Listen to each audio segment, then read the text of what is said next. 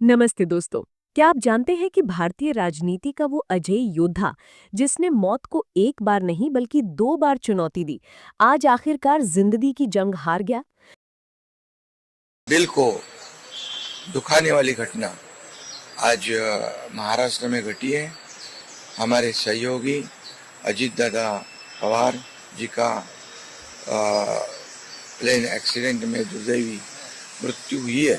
महाराष्ट्र की सियासत का वो पावरफुल चेहरा जिसे दुनिया अजित दादा के नाम से जानती थी, आज एक बेहद दर्दनाक विमान हादसे में हमसे हमेशा के लिए छिन गया है।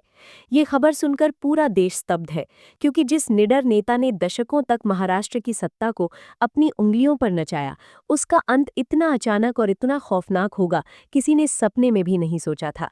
आज की इस विशेष वीडियो में हम अजित पवार के उस सफर की बात करेंगे जो बारामती की गलियों से शुरू होकर मंत्रालय की ऊंचाइयों तक पहुंचा और आज आसमान की गहराइयों में कहीं खो गया। इस हादसे की शुरुआती जांच में जो तकनीकी कारण सामने आ रहे हैं, वो रोंगटे खड़े कर देने वाले हैं। बताया जा रहा है कि उड़ान भरने के कुछ ही समय बाद विमान के एवियोनिक सिस्टम यानी इलेक्ट्रॉनिक कंट्रोल में बड़ी खराबी आई थी, जिसके कारण पायलट का नेविगेशन से संपर्क टूट गया। ऊंचे पहाड़ों के बीच खराब मौसम और इंजन के अचानक स्टॉल हो जाने यानी काम करना बंद कर देने की वजह से विमान तेजी से नीचे की ओर गिरा और पलक झपकते ही सब कुछ राख के ढेर में बदल गया। ये हादसा हमें उस पुराने वाकये की याद दिलाता है जब साल 2004 में भी अजित पवार एक हेलीकॉप्टर क्रैश में बाल बाल बचे थे। तब शायद किस्मत ने उन्हें मोहलत दी थी, लेकिन आज नियति को कुछ और ही मंजूर था। अजित पवार महज एक नाम नहीं, बल्कि महाराष्ट्र की राजनीति का एक ऐसा पावर हाउस थे जिन्हें उनके कड़े अनुशासन और सुबह 6 बजे काम शुरू करने की आदत के लिए जाना जाता था। 22 जुलाई 1959 को जन्मे अजित पवार ने अपने राजनीतिक करियर की शुरुआत सहकारी चीनी मिलों से की थी, लेकिन जल्द ही वो अपने चाचा शरद पवार के सबसे भरोसेमंद सिपाही बन गए। उनके काम करने का तरीका इतना सटीक था कि अधिकारी भी उनके सामने जाने से कतराते थे, क्योंकि दादा को फाइलों पर देरी और काम में ढिलाई बिल्कुल पसंद नहीं थी। उन्होंने कई बार महाराष्ट्र के उप मुख्यमंत्री के रूप में शपथ ली और हर बार ये साबित किया कि गठबंधन की राजनीति में उनका कद सबसे ऊंचा है। अजीत पवार का जन्म 22 जुलाई 1959 को महाराष्ट्र के पुणे जिले में हुआ था। उस समय महाराष्ट्र की राजनीति सहकारिता, कृषि और ग्रामीण विकास के इर्द गिर्द घूमती थी और पवार परिवार पहले से ही इस राजनीति का एक मजबूत स्तंभ था। शरद पवार उस दौर में उभरते हुए नेता थे, जिनकी दूरदर्शिता और राजनीतिक समझ की चर्चा पूरे राज्य में होने लगी थी। और ऐसे माहौल में अजीत पवार का बड़ा होना अपने आप में एक चुनौती था, क्योंकि उनसे हमेशा ये उम्मीद की जाती रही कि वे सिर्फ परिवार का नाम नहीं, बल्कि उसकी राजनीतिक विरासत को भी आगे बढ़ाएं। अजीत पवार का स्वभाव बचपन से ही गंभीर बताया जाता है। वे ज्यादा बोलने वाले नहीं थे, दिखावे से दूर और सीधे मुद्दे पर बात करने वाले। यही कारण रहा कि वे धीरे धीरे राजनीति के ग्लैमर से हटकर प्रशासनिक कामकाज की ओर झुकते चले गए। उन्होंने देखा कि भाषण तालियां तो दिला सकता है, लेकिन सत्ता में असली पकड़ फाइलों, बजट और निर्णयों से बनती है, और यहीं से उनकी राजनीति की दिशा तय होने लगी। उनकी शुरुआती राजनीतिक ट्रेनिंग किसी मंच या मीडिया के सामने नहीं, बल्कि सहकारी संस्थाओं की बैठकों में हुई, जहां किसान, मजदूर और ग्रामीण समस्याओं पर घंटों चर्चा होती थी। यहीं उन्होंने सीखा कि सत्ता का असली मतलब क्या होता है और जनता की उम्मीदें कितनी व्यावहारिक होती हैं। 1991 में जब वो पहली बार बारामती से विधायक बने, तब बहुत से लोग उन्हें सिर्फ शरद पवार का भतीजा मानते थे। लेकिन कुछ ही वर्षों में ये धारणा टूटने लगी, क्योंकि अजीत पवार ने खुद को एक कामकाजी और परिणाम देने वाले नेता के रूप में स्थापित करना शुरू कर दिया। बारामती उनके लिए सिर्फ एक विधानसभा क्षेत्र नहीं था, वो उनका राजनीतिक प्रयोगशाला बन गया। सड़क, पानी, सिंचाई, शिक्षा और सहकारिता, इन सभी क्षेत्रों में उन्होंने योजनाओं को जमीन पर उतारने की कोशिश की। यही वजह रही कि वे अपने क्षेत्र में मजबूत पकड़ बना पाए, और यही पकड़ आगे चलकर उन्हें राज्य स्तर की राजनीति में निर्णायक भूमिका तक ले गई। अजीत पवार का नाम जब महाराष्ट्र की सत्ता में उभरा, तो उन्हें उप मुख्यमंत्री और वित्त जैसे अहम विभाग सौंपे गए। वित्त विभाग राजनीति का सबसे संवेदनशील विभाग होता है, क्योंकि यहाँ गलती का मतलब सरकार की साख पर सीधा असर। लेकिन अजीत पवार ने इसे चुनौती की तरह लिया। उन्होंने बजट को सिर्फ आंकड़ों का खेल नहीं, बल्कि राजनीतिक संतुलन का हथियार बनाया, और यही वजह रही कि वे कई बार सख्त फैसले लेने से भी पीछे नहीं हटे।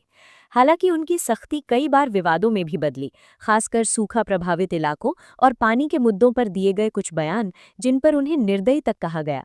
लेकिन उनके समर्थक मानते हैं कि अजीत पवार भावनाओं की राजनीति नहीं करते थे, वे समस्या को समस्या की तरह देखते थे और शायद यही रवैया उन्हें लोकप्रिय कम लेकिन प्रभावशाली ज्यादा बनाता था। सिंचाई परियोजनाओं को लेकर उन पर गंभीर आरोप लगे, जांचें हुईं, राजनीतिक विरोधियों ने इसे बड़ा मुद्दा बनाया, लेकिन अजीत पवार ने हमेशा खुद को कानूनी दायरे में रखा। उन्होंने कभी भी जांच से भागने की कोशिश नहीं की और यही बात उनकी राजनीति को बाकी नेताओं से अलग करती है।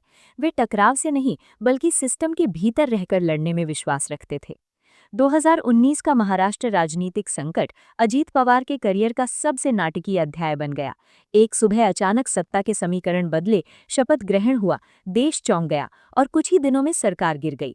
ये घटना किसी राजनीतिक थ्रिलर से कम नहीं थी और इस पूरे घटनाक्रम ने ये साफ कर दिया कि अजीत पवार जोखिम लेने से नहीं डरते, भले ही उसका नतीजा तत्काल उनके खिलाफ ही क्यों न जाए। इस संकट के बाद उनका वापस लौटना और फिर से अपनी पार्टी में सक्रिय होना ये दिखाता है कि राजनीति में अंतिम हार जैसी कोई चीज नहीं होती, अगर आपके पास जमीनी समर्थन और रणनीतिक धैर्य हो। जैसे विमान दुर्घटना के बाद एविएशन इंडस्ट्री हर बार ब्लैक बॉक्स से सीख लेकर नए नियम बनाती है, वैसे ही अजीत पवार ने भी अपनी राजनीतिक असफलताओं से सीख लेकर अगली रणनीति तैयार की। शरद पवार और अजीत पवार के रिश्ते को लेकर हमेशा चर्चाएं होती रही हैं, मतभेद, मनभेद और सत्ता संघर्ष की बातें। लेकिन हकीकत यह है कि ये रिश्ता भारतीय राजनीति का सबसे जटिल लेकिन व्यावहारिक रिश्तों में से एक है, जहां भावनाओं से ज्यादा रणनीति काम करती है और यही राजनीति का असली चेहरा भी है। अजीत पवार का निजी जीवन बेहद सीमित और अनुशासित माना जाता है।